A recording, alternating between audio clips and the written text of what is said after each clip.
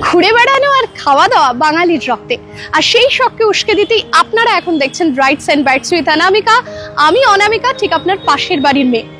পড়ন্ত বিকেল আর টলটলে জল নিয়ে দাঁড়িয়ে ব্রহ্মপুত্র নদ।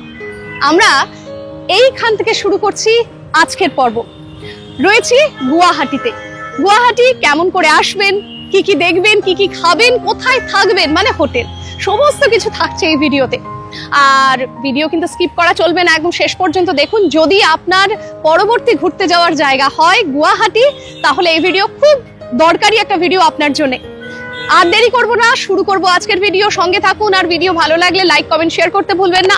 চ্যানেল সাবস্ক্রাইব না করা থাকলে টুক করে সাবস্ক্রাইব করে নিন। চলুন ঘুরে দেখি গুয়াহাটি।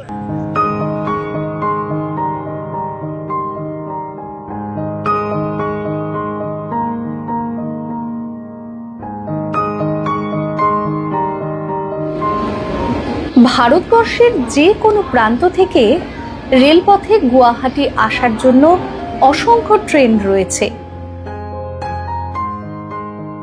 তবে আপনার ট্রেন যেন ভোর ভোর গুয়াহাটি পৌঁছায়, সে কথা মাথায় রেখে ট্রেন নির্বাচন করবেন।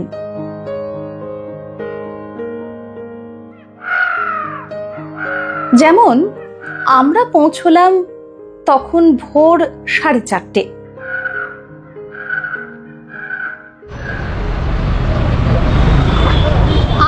দাঁড়িয়ে গুয়াহাটি যে রেলওয়ে স্টেশন, তার 8 নম্বর প্ল্যাটফর্মের যে এক্সিট গেটটা আছে ওইখানে। অনেকেই যে ভুলটা করেন তা হলো 1 নম্বর প্ল্যাটফর্ম দিয়ে বেরোন, ওখানে কিন্তু হোটেলের সংখ্যা কম। আর এই দিকে চারিদিকে, মানে এই যে এইদিকে গেলে কিন্তু এই যে থানা, এই লাইনটা বলুন, ওই পাশের লাইন, সোজা সমস্তটাই খাওয়ার হোটেল এবং থাকার হোটেলে ভর্তি। হ্যাঁ, একটু দেখে শুনে নেবেন, মধ্যবিত্তের সাধ্যের মধ্যেই রয়েছে প্রাইস। তবে আমাদের যেমন মানে সবগুলো পছন্দ হয়নি, সেরকম আপনারা তো সবকিছু পছন্দ হবে না, একটু নিজে এসে দেখে নেবেন। দাম মোটামুটি মানে পকেট ফ্রেন্ডলি আছে। আর এই হচ্ছে আমাদের এবারের গুয়াহাটিতে হোটেল রাজদূত। সত্যি কথা বলতে হয় তাহলে খুব সুন্দর হোটেল, দুর্দান্ত দেখতে, তেমনটা নয়। তাহলে কেন আছি, তার কয়েকটা কারণ আছে। 1 নাম্বার, এই সময় ভীষণ রাশ, বেশিরভাগ হোটেলই ফুল। দ্বিতীয় কারণ হলো রুমে যথেষ্ট জায়গা রয়েছে, ফার্নিচার গুলো ঝাঁ চকচকে নয়, সত্যি কথা একদম। সোফায় অবস্থা খুব একটা ভালো তা নয়। ডাবল বেড যথেষ্ট বড়, সঙ্গে একটা কর্নার টেবিল দিয়েছে, আয়না রয়েছে, আর একটা সোফা খুব বেশি, দুটো টেবিল, একটা টিভি, আর ছোট্ট একটা ওয়ার্ড্রপ, এখানে একটা চেয়ার। আর যেটা রয়েছে সেটা হলো লিফটের ব্যবস্থা কিন্তু রয়েছে, পুরানো মান্ধাত্তার আমলের লিফট কিন্তু কাজ করে। কেন রয়েছে বিশাল বড় রুম, সেই জন্য শুধু তা নয়, এই যে রাজদূত কিন্তু চেক ইন এবং চেক আউট টাইমটা ফিক্সড নয়। মানে আজকে আমরা ঢুকেছি হোটেলে বিকেল 5টার সময়, কাল বিকেল 5টা অবধি, মানে 24 ঘন্টা একই ভাড়ায় ওনারা থাকতে দিচ্ছে। এই একটা পয়েন্ট। আরো একটা পয়েন্ট হলো, সারাটা বছর হোটেল রাজদূতে কিন্তু যা হয়ে যাক গুয়াহাটিতে যে কোনো উৎসব হোক, ভাড়া একই থাকছে। ডাবল বেডরুম, নন এসি, 1200 টাকা। সকাল সকাল আমি আর সুরজিৎ বেরিয়ে পড়েছি, আর চা পর্ব চলছে। রয়েছি পল্টন বাজারে, আমাদের হোটেল তো পল্টন বাজার আপনারা জানেনই। এখান থেকে না গুয়াহাটি শহরের বিভিন্ন দর্শনীয় স্থানের জন্য বাস কিন্তু পাওয়া যায়, একটু আগের থেকেই পাওয়া যায়। সামনে নেপালি মন্দির, তাই তো, নেপালি মন্দির থেকে পাওয়া যায়। এবং সব থেকে ভালো ব্যাপার সেটা হলো গুয়াহাটি শহরের যে কোনো দর্শনীয় স্থান মাত্র 10 টাকা দিয়ে আপনি পৌঁছে যেতে পারেন সেখানে। অটোগুলো কিন্তু রয়েছে, দেখুন আমার পাশেও অটো রয়েছে। তবে অটোতে চাপতে গেলে আপনি 4 জন থাকুন, আর 4 জনই তো বোধ হয় 3 জন এলাও, 3 জন এলাও। সামনে বসার কিন্তু কোনো ক্যাপাসিটি নেই, 3 জন খুব 3 জনের জায়গায় 4 জন বসতে হলে কেমন করে বসতে হবে সেটা তো আর বলে বোঝাতে হবে না। তবে দাম কিন্তু 150 থেকে 200, আরো বেশিও হতে পারে।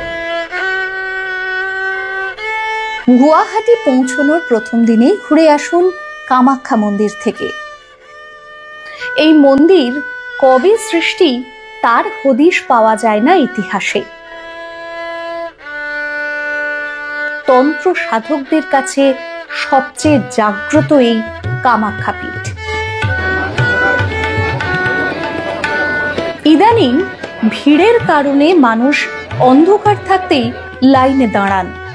তবে আমরা এমন একজন পান্ডার খোঁজ পেয়েছিলাম যার দৌলতে লাইন ছাড়াই শান্তি করে পুজো দিতে পেরেছিলাম, জেনেছিলাম মন্দিরের মাহাত্ম্য।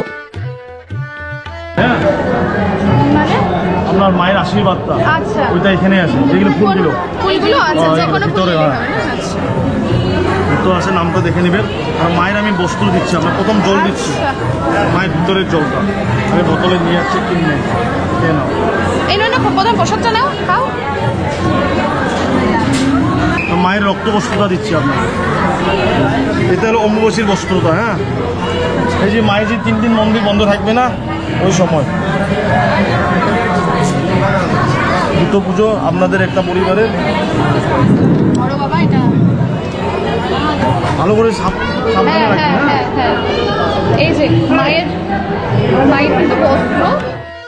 এই মন্দিরের অজানা গল্প নিয়ে আমাদের একটি ভিডিও আছে, লিংক ডেসক্রিপশন বক্সে রইল। কামাখ্যা পীঠ দর্শনের পর চলে এলাম 17 কিলোমিটার দূরে বশিষ্ঠ মন্দিরে।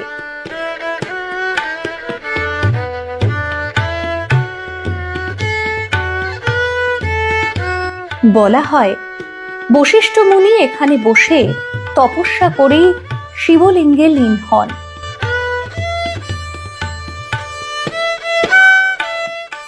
যে কারণে একটি বৃহৎ পাথরকেই এখানে ঋষি বশিষ্ঠ রূপে পুজো করা হয়।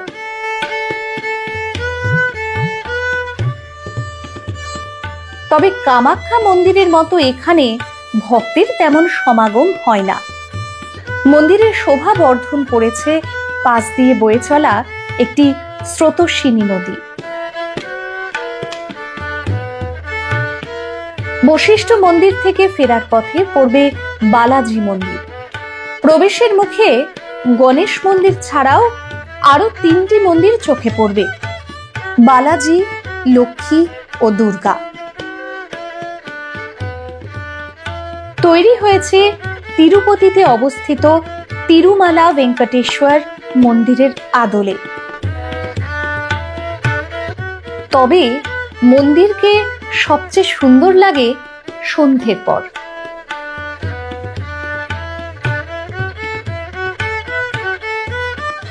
আজ ছিল গুয়াহাটিতে প্রথম দিন, এবার হোটেলে ফেরার পালা।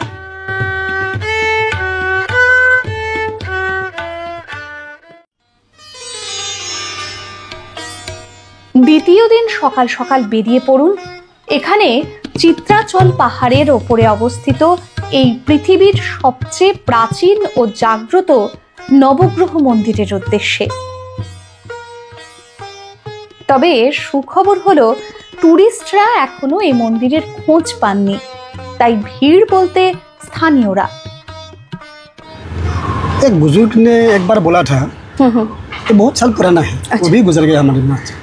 उसने एक दिन रात देखा है एक बहुत ही तॉल मैन, जिसका पूरा बॉडी में व्हाइट कपड़ा है। अच्छा। और यहाँ में एक हमको पागुरी कहता है। हाँ, पागुरी। कैप जैसा है, कैप जैसा पागुरी ऐसा एक आदमी देखा है। अच्छा। बहुत साल पहले एक आदमी ने देखा है, वो बोला था हम सीनियर से सुना है। ये क्या रात को देखा था? रात को दिखा था। अच्छा। रात को 1 और 2 बजे अच्छा। सब लोग सोता है।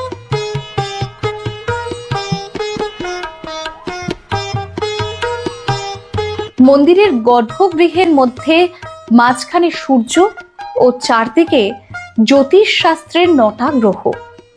এই নবগ্রহ মন্দিরের বহু অজানা গল্প নিয়ে আমাদের একটা আলাদা পর্ব আছে, ডেসক্রিপশন বক্সে লিংক পেয়ে যাবেন।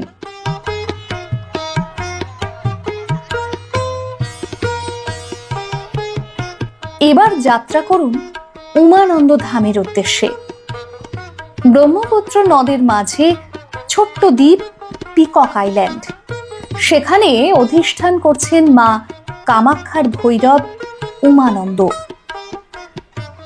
যেতে হবে নৌকোয় করে। এই সামান্য পথে ডলফিনের দেখা অহরহ পাওয়া যায়।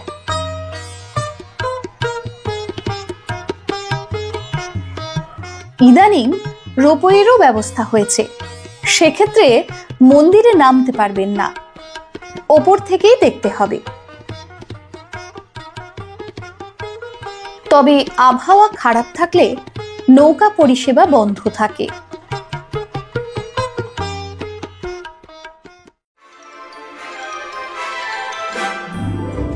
গুয়াহাটি চিড়িয়াখানার এককালে বেশ নামডাক থাকলেও বর্তমানে অব্যবস্থার কারণে সেই আগেকার রূপ আর নেই।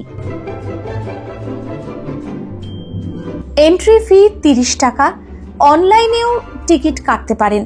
ডেসক্রিপশন বক্সের লিংক রইল। মনে রাখবেন, শুক্রবার চিড়িয়াখানা কিন্তু বন্ধ থাকে।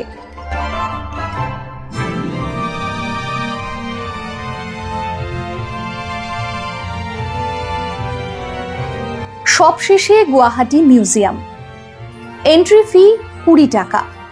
সাপ্তাহিকভাবে সোমবার বন্ধ থাকে।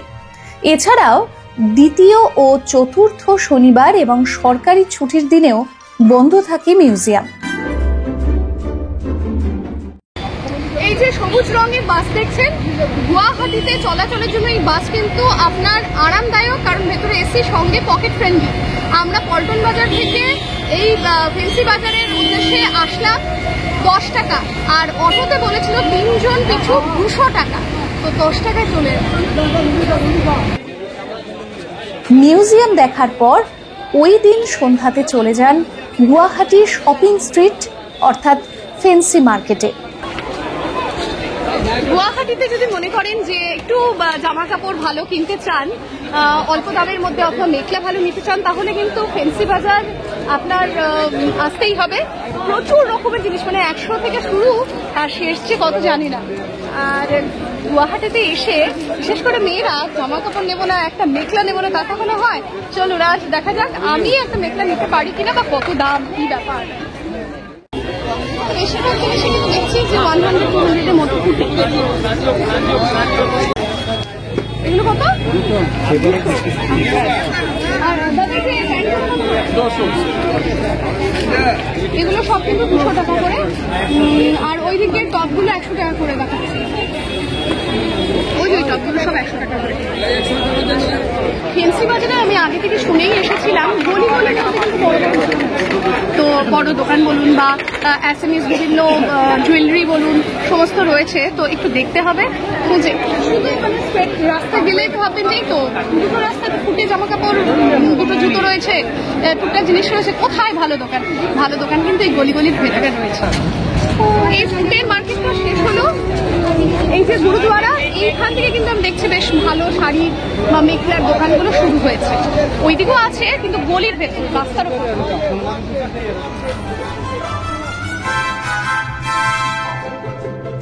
এই ছিল আমাদের দুদিনে গুয়াহাটি ঘুরে দেখার ট্যুর প্ল্যান। সামনের সপ্তাহে আসছে গুয়াহাটিতে কি কি খাবেন তা নিয়ে বিশেষ পর্ব। ভিডিও পছন্দ হলে লাইক, কমেন্ট ও শেয়ার করতে ভুলবেন না। খুব তাড়াতাড়ি দেখা হচ্ছে আরো একটি নতুন ঝকঝকে পর্ব নিয়ে।